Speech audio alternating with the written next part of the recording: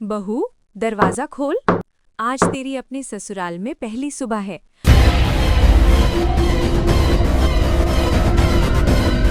कौन हो तुम और मेरी बहू के बाथरूम में क्या कर रही हो? अरे लेकिन इसकी कशिश बुझी हुई क्यों है? मैंने आज तक इतनी काली लड़की नहीं देखी। मैं इसे देखकर ही तो बेहोश हुई थी। अब मैं बर्दाश्त नहीं कर सकता। मैं अभी अपने वकील से बात करता हूँ। आज ही हम दोनों का तलाक हो जाएगा। मालगुड़ी गांव में माधवी का एक परिवार रहता था। अचानक उसके घर की डोरबेल बजी। अरे माधवी, कहाँ मर गई? एक तो बारिश भी बहुत तेज हो रही है। लगता है मुझे अब जुकाम होकर रहेगा। थोड़ी देर बाद घर के अंदर से किसी ने दरवाजा खोला और दरवाजा खोलते ही शीतल बेहोश हो गई, क्योंकि दरवाजा माधवी की हद से ज्यादा काली बेटी कशिश ने खोला था। आंटी, कौन हो आप? क्या हुआ आपको? माँ, पिताजी, जरा जल्दी आओ। देखो यहाँ कोई बुढ़िया बेहोश पड़ी है। इतने में वहाँ पर कशिश के माँ पिताजी भी आ गए। क्या हुआ कशिश? अरे रुको बेटा रुको, मैं उठाता हूँ। जरा चेहरा देख लूं तो ही पता चलेगा कि कौन है। तुम्हें तो बस औरतों को छूने का बहाना चाहिए। तू जा कशिश, जल्दी से पानी लेकर आ। कशिश पानी लेने चली गई। इधर माधवी ने उस औरत को उठाने की कोशिश की। उसने देखा कि वो तो उसकी सहेली शीतल थी। तभी कशिश जल्दी से पानी लेकर भी आ गई। ये तो मेरी बेस्ट फ्रेंड शीतल है। हो तो बेस्ट फ्रेंड है तुम्हारी, हाँ? भला ये कोई वक्त है किसी का यहाँ जाने का? आप तो रहने ही दो। आपके दोस्त तो भला मुहूर्त देखकर आते हैं ना। अब खबरदार जो कुछ उल्टा बोला मेरी सहेली के बारे में।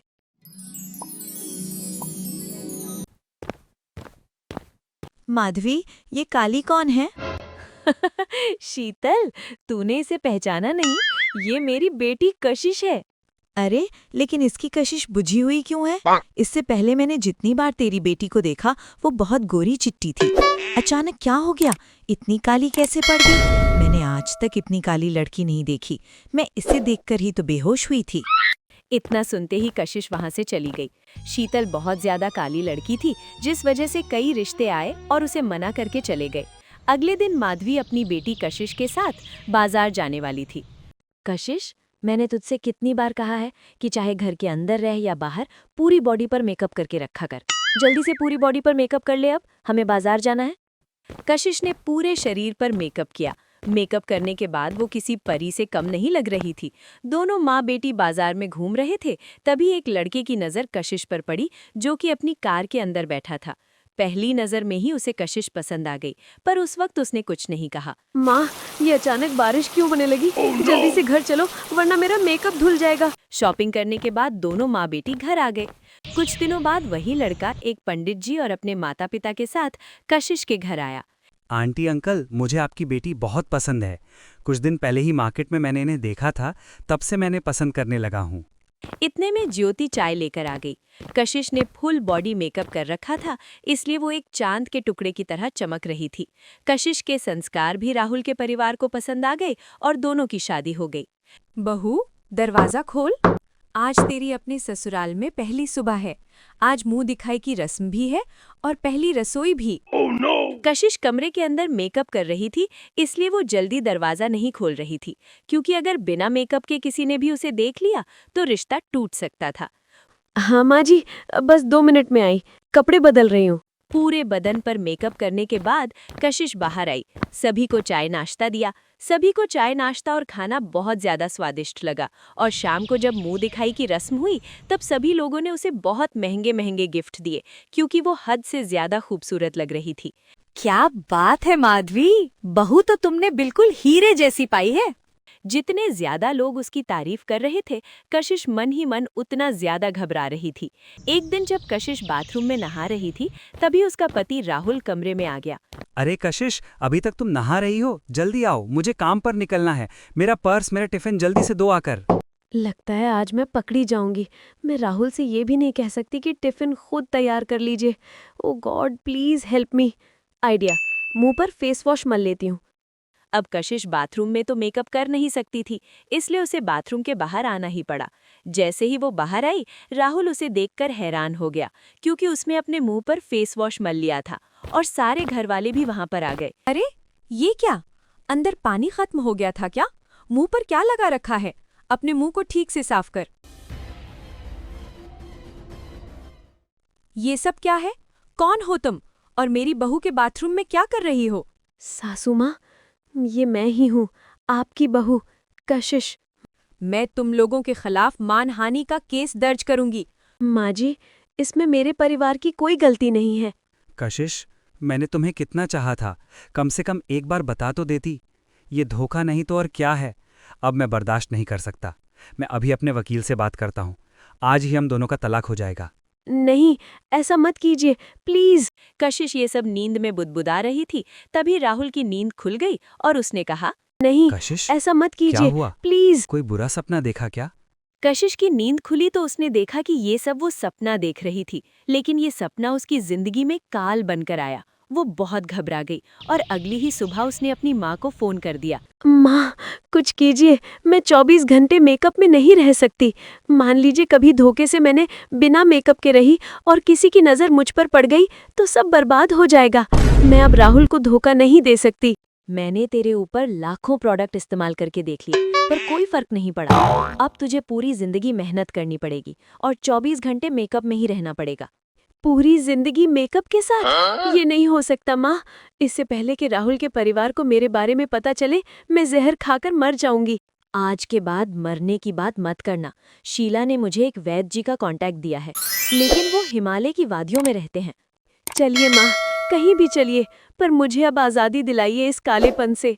माधवी अपनी बेटी कशिश को लेकर हिमालय चली गई और वहां जाकर उन आयुर्वेदाचार्य वैद्य जी से मिली। बेटा, किसी के साथ हमें धोखा नहीं करना चाहिए। अगर ऐसी कोई बात थी तो आप लोगों को शादी से पहले ही मेरे पास आ जाना चाहिए था। मैंने आप जैसी ना जाने कितनी बच्चियों का इलाज किया है। बाबा जी, क्या आप सही कह रहे हैं? आयुर्वेद में बहुत ताकत होती है।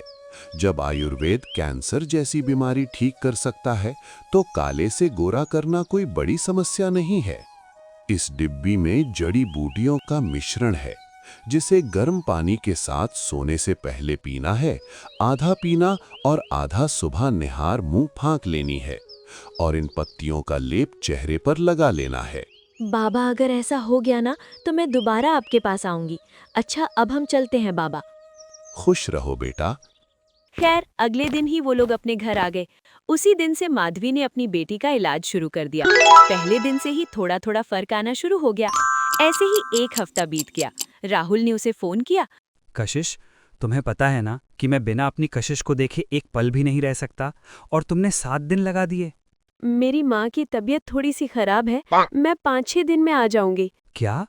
माँ जी की तबीयत खराब है? मैं कल ही आता हूँ उन्हें देखने। अरे नहीं नहीं, आप मत आना, बस हल्का फुल्का बुखार है, बस, और कुछ नहीं। अब कशिश काली से हल्की सांवली हो चुकी थी। वो जड़ी बूटियां भी खत्म हो गई थी। अभी भी पूरी तरीके से वो गोरी नहीं हुई थी। इसलिए दोनों लोग फिर बाबा के पास गए और फिर से जड़ी बूटियां लेकर आ गए। लेकिन जैसे ही वो लोग हिमालय से लौटे, उन्होंने राहुल को अपने घर में पाया। ये क्या कशिश? मुझे माफ कर दीजिए राहुल। अरे माफी क्यों मांग रही हो? ये जो तुमने सांवला मेकअप किया है ना, गजब लग रहा है तुम पर। मैं तो बस माँ जी के हालचाल लेने आया था। जाओ बेटा, दामाद जी के लिए चाय नाश्ते की व्यवस्था करो। अरे नहीं माँ जी, मैं किसी इंपॉर्टेंट मीटिंग के लिए इधर से गुजर रहा था तो सोचा आपके हालचाल ले लूं। इसके बाद राहुल वहां से चला गया। माधवी और उसकी बेटी ने चैन की सांस ली। चलो अच्छा है, तेरा सांवलापन तो उसे पसंद आया। माँ, राहुल को लगा कि मैंने सांवला मेकअप किया है। अभी मैं अगर ससुराल गई तो उन्हें लगेगा मैं 24 घंटे सांवले मेकअप में रहती हूँ। शक हो जाएगा उन्हें। उन जड़ी बूटियों का उन लोगों ने 1 हफ्ते तक इस्तेमाल किया और धीरे धीरे कशिश के पूरे शरीर में चांद जैसा निखार आ गया। वो जितनी मेकअप करने के बाद खूबसूरत लगती थी, उससे भी कहीं ज्यादा वो अब लग रही थी। बचपन से मेरी बच्ची को लोग बदसूरत कहकर चिढ़ाते थे। मुझे नहीं पता था कि मेरी बेटी इतनी खूबसूरत है अंदर से। ये सब वैद्य जी का कमाल है माँ। अब चलते हैं, बाबा जी को धन्यवाद करके आते हैं। माँ बेटी एक बार फिर वैद्य जी के पास गई, लेकिन वहां जाने के बाद उन्हें पता चला कि वहां पर कोई वैद्य जी नहीं रहते। देखिए बहन जी, आप लोगों को किसी ने गलत बताया है। यहाँ हम 50 साल से रह रहे हैं। यहाँ कोई वैद्य नहीं रहते। आजकल डॉक्टर का जमाना है माता जी। मुझे नहीं पता कि आप कौन थे, पर मेरे लिए आप परमात्मा ही थे।